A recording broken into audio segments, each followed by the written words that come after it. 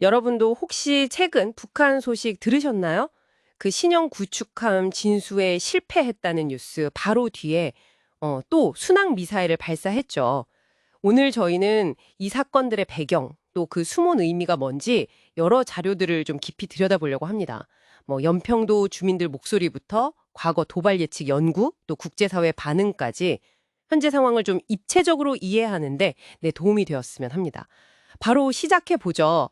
가장 최근 소식부터 보면요. 5월 21일이었죠. 김정은 위원장이 보는 앞에서 5,000톤급 신형 구축함 진수가 실패했습니다. 그 동아일보 보도를 보니까 북한이 좀 이례적으로 실패를 인정하면서 이걸 용납 못할 범죄다 이렇게 질타했다는 점이 상당히 눈에 띄는데요. 네, 맞습니다. 최고 지도자의 권위에 흠집이 가는 걸 극도로 경계하는 북한인데, 이건 정말 이례적인 일이죠. 그리고 바로 다음 날 오전에 또 여러 발의 순항미사일을 동해상으로 발사했습니다. 이게 단순히 구축함 실패로 구겨진 체면, 이걸 세우려는 걸 넘어서요. 뭐랄까, 실패는 있었지만 우리 핵심 타격 능력은 건재하다. 또 지도부 결심은 확고하다. 이런 메시지를 내부에 좀 강하게 주려는 의도로 보입니다. 그리고 그 실패에 대한 문책 분위기 속에서 군의 충성심을 다잡으려는 계산, 이것도 있을 수 있고요. 아, 그렇군요. 그런데 유독 이 순항미사일 발사가 잦아진 점도 좀 보게 돼요. 그 MBC 보도를 보니까 지난 1월 말에도 일주일 사이에 3번이나 동해서해 오가면서 발사했었잖아요. 왜 하필 순항미사일일까요? 네, 그 순항미사일은 아시다시피 저고도로 날면서 궤도를 바꿀 수가 있어서 탐지나 요격이 상당히 까다롭습니다.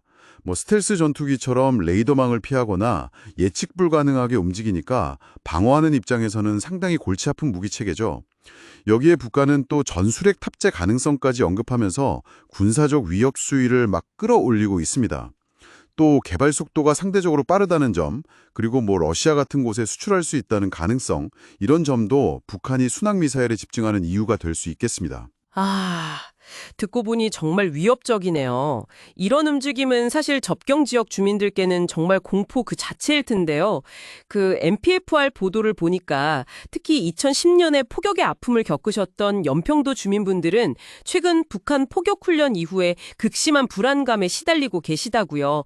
비상가강을 싸놓고 대피소 위치 확인하는 게 뭐 일상이 되었다니 정말 마음이 아픕니다. 네, 그렇습니다. 연평도가 북한 해안에서 불과 한 11km 정도밖에 안 떨어져 있으니까요.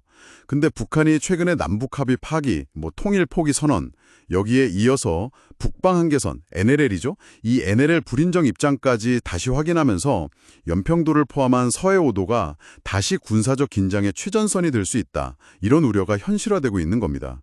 그러니까 주민분들의 불안은 그냥 걱정이 아니라 실제적인 위협 인식에서 비롯된 거죠. 네. 북한 행동은 참 예측이 어려워서 더 불안하게 느껴지는데, 근데 흥미로운 게 과거 북한 관영 매체 보도를 분석해서 도발 징후를 예측하려는 연구도 있었다는 점입니다. 자피니즈 1번 같은 이런 특정 단어들이 군사도발 직전에 사용 빈도가 높아지는 패턴을 발견했습니다. 예를 들면 ears나 자피니즈는 과거 항일투쟁 같은 역사적 정당성 강조하면서 내부 결속 다질 때, 사인드는 중요한 성명이나 합의 발표 전에 사용 빈도가 높아지는 경향을 보였고요. 이 패턴으로 한 82% 정확도로 도발 임박 시기를 구별할 수 있었다고 합니다. 와, 82%면 꽤 높은데요. 근데 이게 2013년까지 데이터고 또 말씀하신 준 같은 단어는 6.25 전생일 수도 있고 6.25 선언일 수도 있고 맥락 해석이 중요하니까요. 이걸 지금 그대로 적용하기는 좀 조심스러울 것 같긴 합니다. 맞습니다. 어디까지나 과거 데이터 기반의 패턴 분석이고요. 특히 김정은 시대 이후에 변화된 메시지 패턴까지 반영하는 데는 분명 한계가 있습니다. 그럼에도 불구하고 북한의 공식 발표 이면의 의도를 읽으려는 시도, 그 자체는 의미가 있다고 봅니다. 결국 이런 예측의 어려움이 국제사회가 북한 의도를 파악하고 효과적으로 대응하는 걸 더 복잡하게 만들죠. 자, 그렇다면 국제사회는 지금 이런 북한의 행보에 어떻게 반응하고 있을까요? 그 한국경제 기사를 보니까 예전과는 좀 사뭇 다른 분위기던데요. 네, 안타깝게도 유인 안고리는 현재 북한 문제에 대해서 재기능을 하기가 좀 어려운 상황입니다. 2017년까지만 해도 북한의 핵실험이나 미사일 발사에 대해서 만장일치로 강력한 제재 결의안을 9차례나 채택했었죠. 하지만 미중 갈등 심화되고 또 우크라이나 전쟁 이후에 중국과 러시아가 거부권을 행사하면서 추가 제재는커녕 기존 제재 이행을 감시하던 전문가 패널 활동마저 중단된 상태입니다. 그러니까 북한은 계속 결의를 위반하는데 국제사회의 단합된 압박은 사실상 실종된 거죠.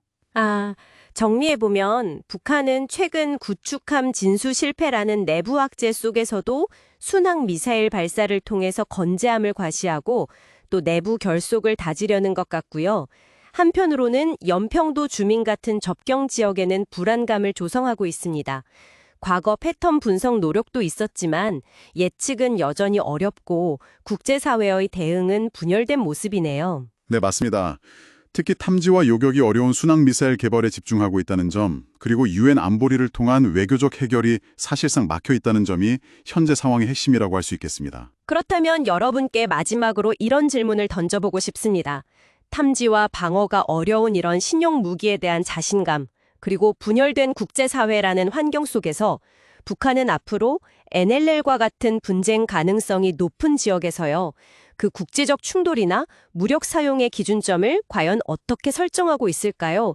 이 질문에 대한 답을 계속 주시해야 할 것 같습니다.